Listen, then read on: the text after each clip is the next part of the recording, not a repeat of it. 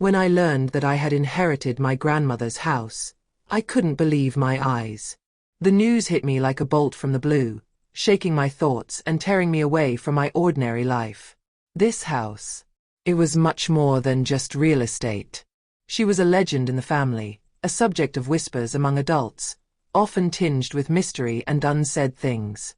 Discreet, almost invisible, it stood in the heart of a small coastal village, isolated from other homes by a landscape of heather and tumultuous sea, where the wind howled relentlessly, giving the impression that nature itself was whispering buried secrets. My grandmother, nicknamed the Lady of the Winds by the locals, was a special figure. She lived in a sort of voluntary isolation, a strange discretion which made her as fascinating as it was inaccessible. The villagers whispered stories about her, speaking of her piercing gaze, her silver hair, her wise but determined walk. But no one had ever really come close. She never went out other than for essential needs, and her only visits outside were early in the morning, before people left their homes. My family, myself included, never really understood why they lived like this. When I was a child, I only had a vague idea of what Grandma's house really meant. I imagined it as a magical place, even if, every time we went there, the atmosphere was heavy, almost oppressive. The house seemed frozen in time, an ancient mansion, its wooden windows worn by the years, cracked by the wear and tear of the wind and salty humidity. The once splendid garden was overgrown, a messy jungle of shrubs, vines, and wildflowers that seemed to have grown at their own pace.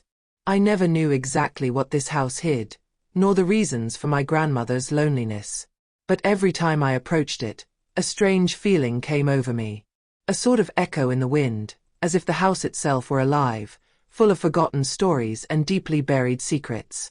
It was as if the walls, the doors, and even the floor were whispering things that I couldn't fully hear, but that intrigued me. Something told me that, behind its appearance of ruin, this house carried the soul of my family, the one that had always eluded me. My grandmother died when I was a teenager, too young to understand the extent of her absence and too distant from her life to really question her choices. She had been a figure both admired and misunderstood, and her death, although sad, only added to the mystery that surrounded her existence. It was only years later, when I received a call from the notary, that I understood the importance of this inheritance. The notary, a calm and methodical man, informed me that I was the only legal heir of the house. My heart sank at this announcement. I hadn't had contact with her for years, and I never imagined she would leave me anything. When I thought about everything my parents and aunts and uncles had said about this house, I realized how much they had underestimated it, reducing it to just an isolated building, too old and too degraded to be truly valuable. The will, in its simplicity, had left the house to my sole responsibility. The rest, the objects, the memories, seemed to have been erased, as if my grandmother, despite everything, had wanted to leave a void behind her. But for me, it was more than a house. It was a key, an invitation to discover what had been hidden for decades. The first time I set foot in this house after my grandmother's death, the smell of dust and moldy would immediately hit me. Morning light streamed through the worn curtains, casting long shadows on the cracked walls. The silence was absolute, almost palpable, as if time itself had stopped here. The surrounding village seemed frozen in another era, and the few inhabitants I met all had this furtive look, as if they all had a story to tell, but never dared to share it. I immediately felt different when I entered this house. A weight seemed to settle on my shoulders, but at the same time, a feeling of familiarity, as if I had entered a place I already knew. A presence, invisible but intense, accompanied me. The spirit of my grandmother, no doubt. Or maybe it was something older, deeper, waiting to be discovered. The attic, in the darkness of its dusty recesses, called to me like a distant whisper. I had never been curious when I was growing up, but now every corner seemed to hold a secret waiting to emerge. There, under sheets yellowed by the years, I discovered an old wooden trunk. It was hidden, as if it had been placed there with the intention of never being found. I opened it, my hands shaking with excitement. Inside, old letters, leather-bound notebooks, seemingly banal objects that seemed to give off a strange aura. One of the notebooks, more worn than the others, particularly caught my attention. Its pages were covered in tight, almost illegible writing, but an intuition told me that these words had been written with deep intention. As I read these letters, I realized that they were not just talking about my grandmother. They told the story of a lineage, of a group of ancestors who had lived in this house long before her, and who seemed linked to something greater, more mysterious. The pages described generations of women, the guardians of the sand, who had lived in the shadows, watching over ancient knowledge and forgotten powers. These women were not just protectors, but keepers of secrets from a bygone era, knowledge that the modern world had lost, secrets that had no place in a world so eager to forget everything. The letters I discovered in the attic were not only records of a bygone era, they contained warnings. Warnings that no one had taken seriously, or perhaps no one had dared to decipher. As I looked through them, it became clear that the family was not only heir to a house, but to a mission. A mission that my ancestors, the keepers of the sand, had carried for generations, a burden they had accepted in silence and secret. The Sand Guardians, as the name indicated, were protectors. But they were not simply guardians of places or physical treasures. They protected something much more intangible and dangerous, ancient knowledge linked to occult forces that should neither be awakened nor exploited. These forces, according to the letters, were both powerful and terrifying, capable of shaping reality to their will. An error in their handling could lead to irreversible consequences, breaches in the very fabric of the world.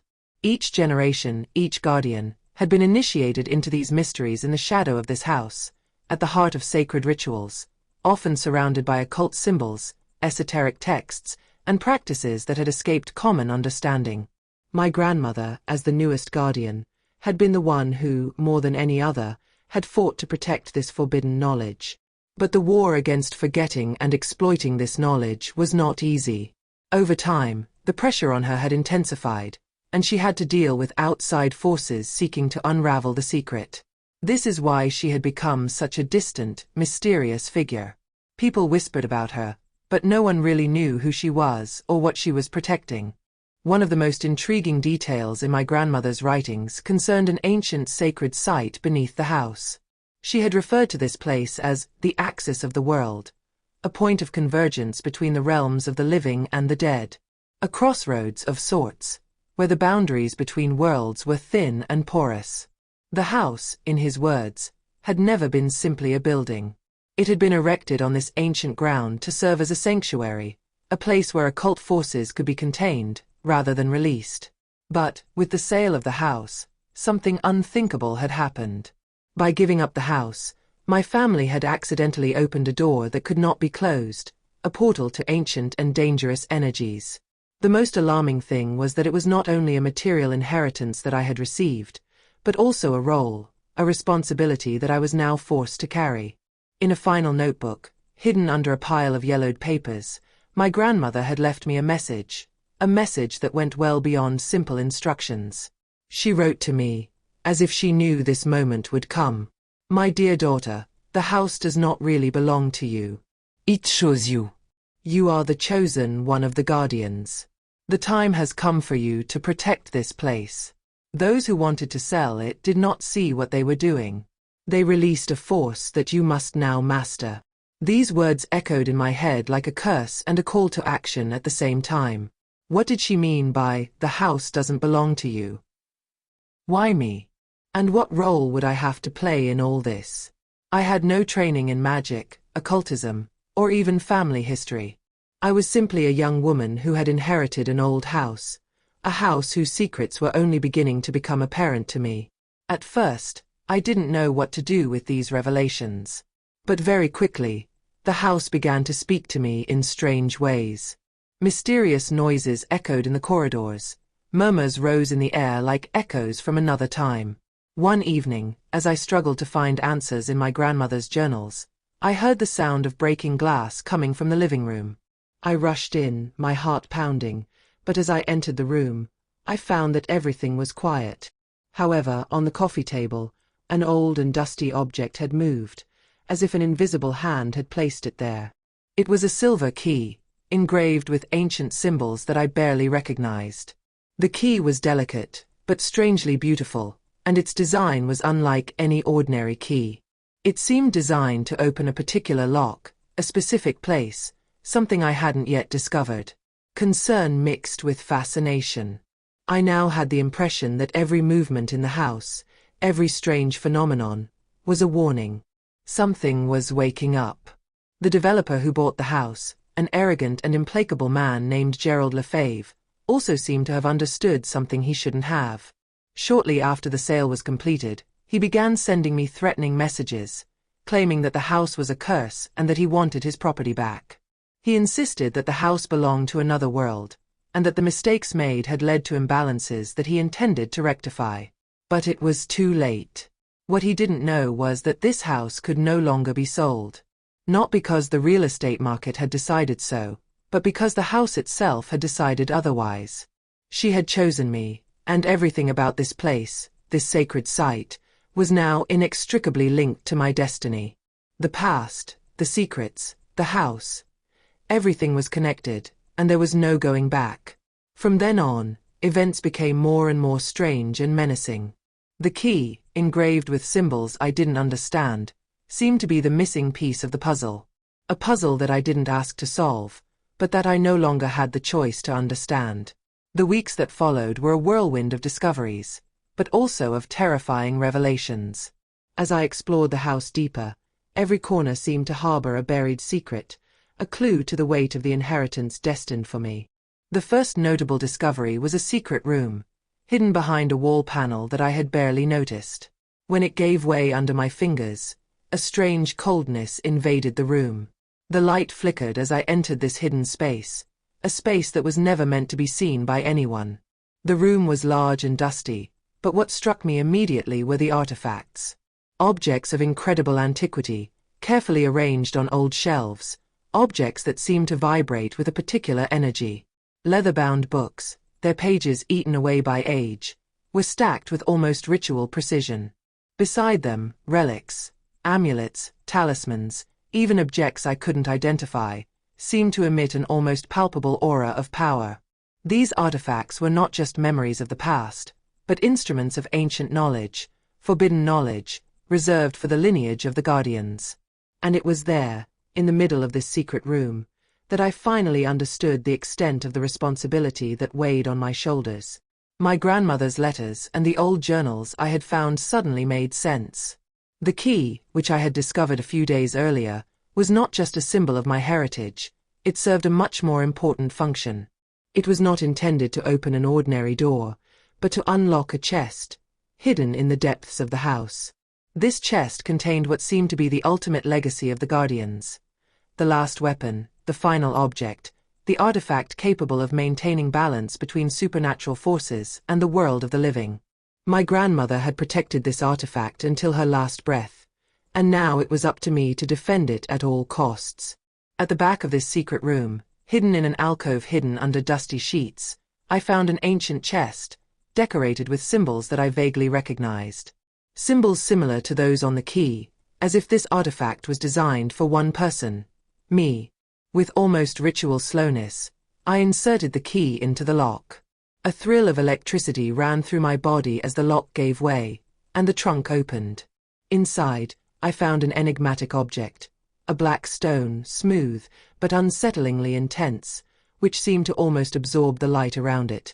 She gave off a strange warmth, and in her presence I could feel a vibration, like an ancient and insidious presence that seemed to be watching me. I finally understood.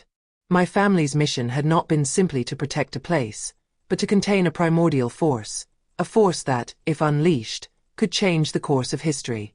This was the Guardian's responsibility, to watch over this artifact and prevent those who sought to use it for personal gain from exploiting it. But the key had not only opened me to a safe, it had also exposed me to the truth about what had been released when the house was sold. It was not just a simple transfer of ownership. It was an act which had awakened this force, this ancient energy which, attracted by the disturbance of the place, had now been set in motion. It was then that I realized that I was not alone in this struggle.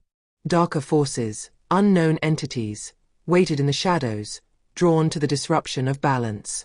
I now had a role to play, protect this legacy and prevent this power from falling into the wrong hands. But it wasn't that simple. Home, as my ancestors learned the hard way, had a price. This price was heavy, much heavier than I had imagined. The house seemed to be a living organism, an entity with a will of its own. Its walls, its foundations, were imbued with ancient magic, and anything released within it came at a cost. Each use of this power, each deeper exploration of its mysteries, seemed to bring consequences, subtle but inevitable changes in the atmosphere of the house. An invisible pressure was added to my mind, constantly reminding me that this responsibility could not be taken lightly. I began to understand that the real test was just beginning. It wasn't just a matter of protecting the house or keeping the artifact safe. No, the real challenge would be learning to master this power, to understand how it worked without being corrupted by it. The Guardians had sacrificed much to preserve this balance, and now it was my turn. But I knew it would come with sacrifices. The house, like the secrets it held, had no intention of letting me leave without paying the price. Supernatural phenomena became more and more frequent. The whispers in the walls became distinct voices, words that were inaudible but seemed to guide me.